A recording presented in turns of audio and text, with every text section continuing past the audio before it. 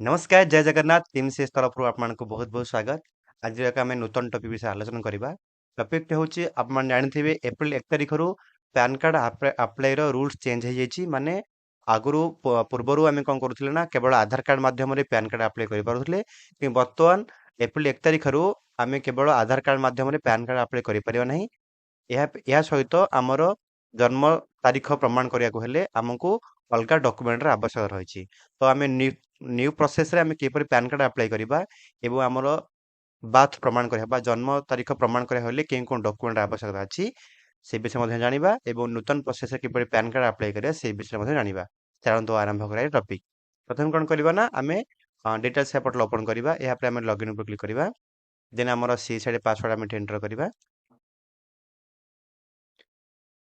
बर्तमान आम लॉगिन हो सारा।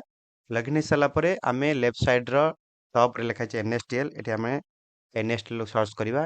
लिखा टाइपिंग एनएसटीएल पैन सर्विस आसला। आसला ये लॉगिन होची डिटेल्स आप क्लिक करेंगे। देन ये आपंकर डैशबोर्ड अच्छी न्यू एप्लिकेशन अच्छी ये आम न्यू एप्लिकेशन पर क्लिक करवा। क्लिक कर सारा पर आपन को ये आसो स्कान बेस्ड ई साइन आउ ई केवाईसी। आम आज टॉपिक डिस्कशन करवा ई केवाईसी माध्यम माने आम कौन डॉक्यूमेंट स्कान करवानी केवल आम आमर जहाँ आवश्यकता अच्छी डॉक्यूमेंट जन्म तारीख प्रमाण करने से डॉक्यूमेंट केवल स्कान हम अदर डॉक्यूमेंट जमी फोटो सिग्नेचर स्कान हम ना। ये आम ई क्लिक कर सारा पर ये सिलेक्ट एप्लिकेशन टाइप रे आपण ये इंडियन सिटीजन ऊपर क्लिक करेंगे फॉर्म 93। देन आप इंडिविजुअल क्लिक करेंगे। ये सिलेक्ट पैन कार्ड आप फिजिकल क्लिक करेंगे। तब नेम आज इन आधार कार्ड जो नाटा अच्छी से ना ये एंटर करेंगे। आप सुंदर भाव टाइपिंग कर आप टाइपिंग मिस्टेक करेंगे ताहले आपण पैन कार्ड प्रोसेस हम ना। ये आप ना लिख सारा पर जन्म तारीख एंटर करेंगे। आधार कार्ड जो जन्म तारीख अच्छी एवं जो जन्म तारीख आप दबा चाहते प्रूफ हिसाब से जमती कि आम भोटर कार्ड हो मैट्रिकुलेसन सर्टिफिकेट हो गोटे आफिडेविट हो ड्राइविंग लाइसेंस हो बा सर्टिफिकेट ये भाव में जो डॉक्यूमेंट आवश्यकता अच्छी पाखे आवेलेबल अच्छी कस्टमर पाखे से जो जन्म तारीख लिखाई से जन्म तारीख मध्यम आपण ये एंटर करेंगे। आधार नंबर आपणकर जन्म तारीख एंटर करेंगे। तो इजी प्रोसेस। पूर्वर आम कौन करूँ केवल आधार कार्ड माध्यम आम आधार कार्ड जो जन्म तारीख लिखाई से नंबर देके आम से डेट ऑफ बर्थ पकईकि आम प्रोसेस करूँ कि बर्तमान आधार कार्ड जन्म तारीख प्रमाण पर आधार कार्ड आवश्यकता ना से आमर अदर डॉक्यूमेंट आवश्यकता जो डॉक्यूमेंट आवश्यकता मुझे स्क्रीन में देदेवी कि डॉक्यूमेंट आवश्यकता अच्छी से डॉक्यूमेंट आप कस्टमर कहे ये डॉक्यूमेंट जो गोटे डॉक्यूमेंट थे ही आप पैन कार्ड अप्लाई करेंगे। देन या कस्टमर मोबाइल एंटर करेंगे।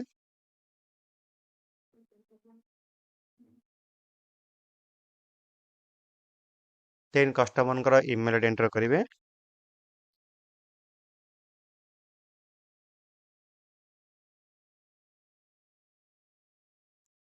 यापर आप सबमिट पर क्लिक करेंगे। देन प्रोसीड पर क्लिक करेंगे।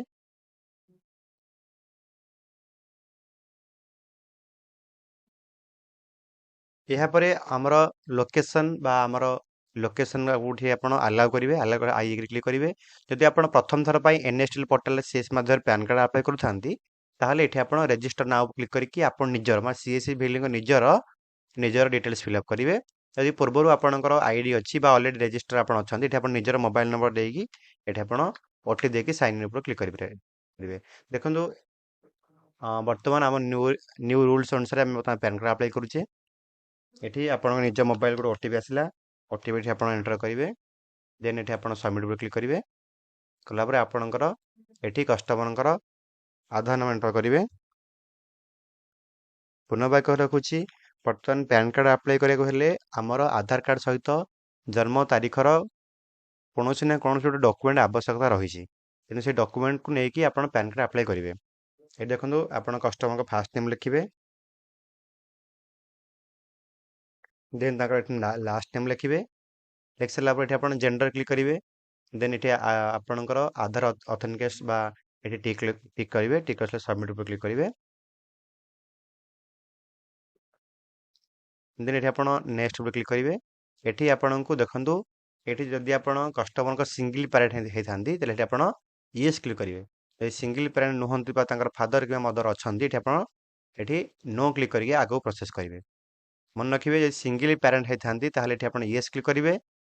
ଏଠି ୟେସ୍ କ୍ଲିକ୍ କଲେ ତାଙ୍କର ଏଠି କୌଣସି ବା ତାଙ୍କର କେବଳ ମନେକର ଫାଦର ଅଛନ୍ତି ତାହେଲେ ଫାଦର ନେମ୍ ଏଣ୍ଟର କରିବେ, ମଦର ଅଛନ୍ତି ତାହେଲେ ମଦର ଏଣ୍ଟର କରିବେ। ଯଦି ତାଙ୍କର ଯଦି ସିଏ ଦୁଇ ଜଣ ଯାକ ଥିବେ ତାଙ୍କ ପାଖରେ ଫାଦର ମଦର ଅଛନ୍ତି ତାହେଲେ ଏଠି ଆପଣ ନୋ କ୍ଲିକ୍ କରିକି ଏଠି ଆପଣ ଫାଦର୍ସ ନେମ୍ ଏଠି ଲେଖିପାରିବେ।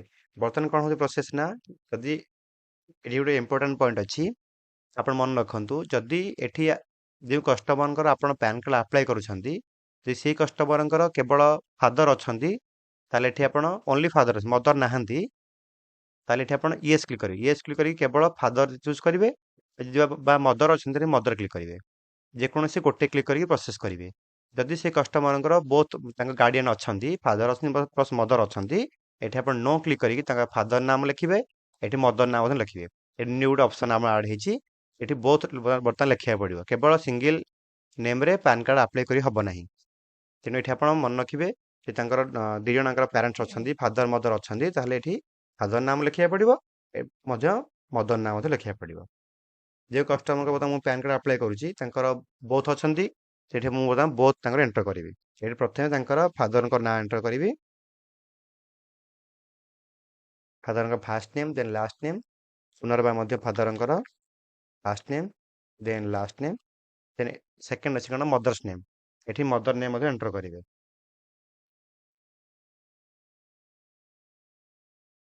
ଦେନ୍ ଆସିଲା ପୁନର୍ବାର ମଧ୍ୟ ମଦରଙ୍କ first name then last name. Then ଏଠି ଗୋଟେ ଇମ୍ପୋର୍ଟାଣ୍ଟ ପାର୍ଟ ଅଛି କ'ଣ ନା parents name to be printed on the PAN card. ତ ସେଇ କଷ୍ଟମର କାହାଙ୍କ ନାମ ପ୍ୟାନ୍ କାର୍ଡ଼ରେ ଲେଖିବାକୁ ଚାହୁଁଛନ୍ତି ବା ଆସିବାକୁ ଚାହୁଁଛନ୍ତି ଫାଦରଙ୍କ ନାମ କି ମଦରଙ୍କ ନାମ। ତ ଏଠି ଆପଣ କଷ୍ଟମର ହିସାବରେ ଏଠି ଆପଣ ଚୁଜ୍ କରିପାରିବେ। ଏଠି ମୁଁ ଫାଦର ଚୁଜ୍ କରୁଛି କାହିଁକିନା ତାଙ୍କର ନାଁ ସହିତ ଫାଦର ନେମ୍ ମଧ୍ୟ ତଳେ ପ୍ୟାନ୍ କାର୍ଡ଼ରେ ପ୍ରିଣ୍ଟ ହେଇକି ଆସିବା ଆବଶ୍ୟକତା ଅଛି। ଏଠି ଫାଦର କ୍ଲିକ୍ କଲି, ଏଠି ଆପଣ ନେକ୍ସଟ କ୍ଲିକ୍ କରିବେ। ନେକ୍ସଟ କ୍ଲିକ୍ କଲା ପରେ ଆପଣଙ୍କୁ ଏଠି ଆସିଯିବ ସୋର୍ସ ଅଫ୍ ଇନକମ୍।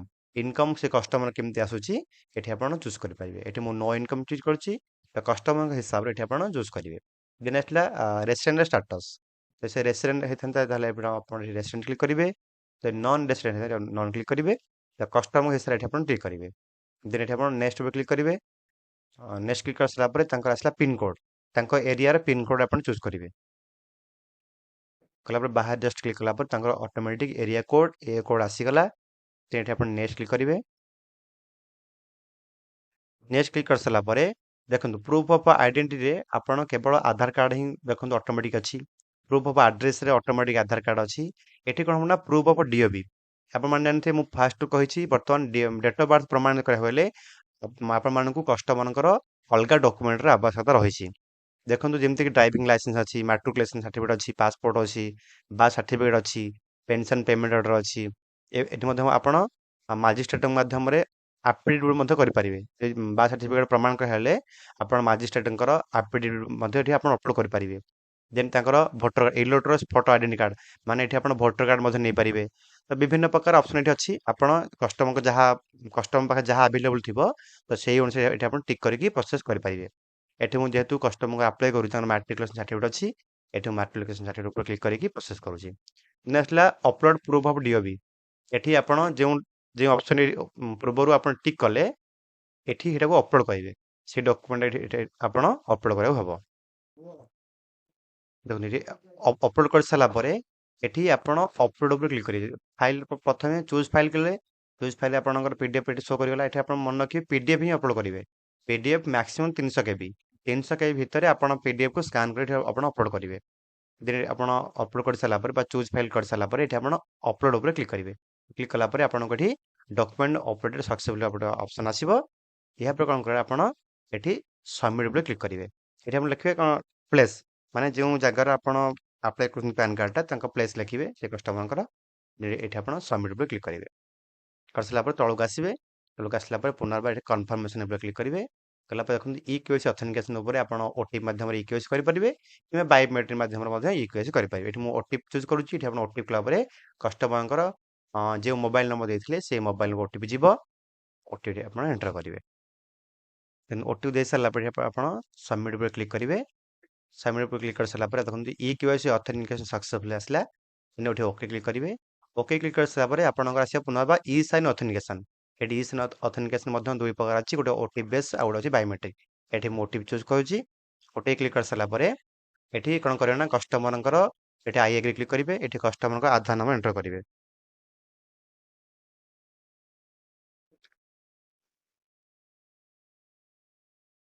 ଦେଇ ସାରିଲା ପରେ ଆପଣ ଏଠି ସେଣ୍ଡ ଓଟିପି କ୍ଲିକ୍ କରିବେ। ଏଠି ମଧ୍ୟ କଷ୍ଟମରଙ୍କ ଆଧାର କାର୍ଡ଼ ଯେଉଁ ମୋବାଇଲ ନମ୍ବର ବା ଆଧାର କାର୍ଡ଼ ମୋବାଇଲ ନମ୍ବର ଲିଙ୍କ ଥିବ ସେଇ ନମ୍ବର ଓଟିପି ଯିବ। ଏଠି ଆପଣ ଓଟିପି ଏଣ୍ଟର କରିବେ। ଓଟିପି ଦେଇ ସାରିଲା ପରେ ଏଠି ଆପଣ ଭେରିଫାଏ ଓଟିପି କ୍ଲିକ୍ କରିବେ। କଲା ପରେ ଏଠି ଆପଣଙ୍କର ଦେଖନ୍ତୁ ଇ ସାଇନ୍ ସକ୍ସେସଫୁଲ ଏଠି ଗୋଟେ ଆପଣଙ୍କୁ ପପ୍ ଶୋ କରିବ। ଦେନ୍ ବର୍ତ୍ତମାନ ଆପଣ ଏଠି ଲେଖା ଆସିଲା ଯେ ଆପଣ ପେ ନାଉ ଉପରେ କ୍ଲିକ୍ କରିବେ। ଦେନ୍ ଏହାପରେ ଆପଣଙ୍କର ଯେଉଁ ୱାଲେଟ୍ ପାସୱାର୍ଡ଼ ଥିଲା ସେ ପାସୱାର୍ଡ଼ଟି ଆପଣ ଏଣ୍ଟର କରିବେ। ଦେନ୍ ଆପଣଙ୍କର ୱାଲେଟ୍ ପିନ୍ ଏଣ୍ଟର କରିବେ। କରିସାରିଲା ଏଠି ଆପଣ ପେ ଉପରେ କ୍ଲିକ୍ କରିବେ। ପେ ଉପରେ କ୍ଲିକ୍ କରିବେ ଆପଣଙ୍କ ପେମେଣ୍ଟ ସକ୍ସେସଫୁଲି ଆପଣଙ୍କ ଅପସନ୍ ଆସିଲା। ବର୍ତ୍ତମାନ ଇ ସାଇନ୍ ସକ୍ସେସଫୁଲ ଆପଣ ମଧ୍ୟ ଦେଖିଲା ପରେ ଆପଣ ଦେଖିପାରୁଥିବେ ବର୍ତ୍ତମାନ ଆପଣଙ୍କର ପ୍ୟାନ୍ କାର୍ଡ଼ଟି ମଧ୍ୟ ସକ୍ସେସଫୁଲ ଭାବରେ ଆପ୍ଲାଏ ହେଇଗଲା। ଏ ଥିଲା ଆଜିର ଟପିକ୍। ଆମେ କିପରି ଭାବରେ NSTL ମାଧ୍ୟମରେ ନୂତନ ପ୍ରୋସେସ୍ ମାଧ୍ୟମରେ ଆମେ କିପରି ପ୍ୟାନ୍ କାର୍ଡ଼ ଆପ୍ଲାଏ କରିବା ସେ ବିଷୟରେ ଆଜି ଆମେ ଜାଣିଲେ। ଯଦି ଭିଡ଼ିଓଟା ଆପଣମାନଙ୍କୁ ଭଲ ଲାଗିଥାଏ ନିଶ୍ଚୟ ଅନ୍ୟମାନଙ୍କୁ ଜଣାଇବେ। ରହୁଛି, ନମସ୍କାର, ଜୟ ଜଗନ୍ନାଥ।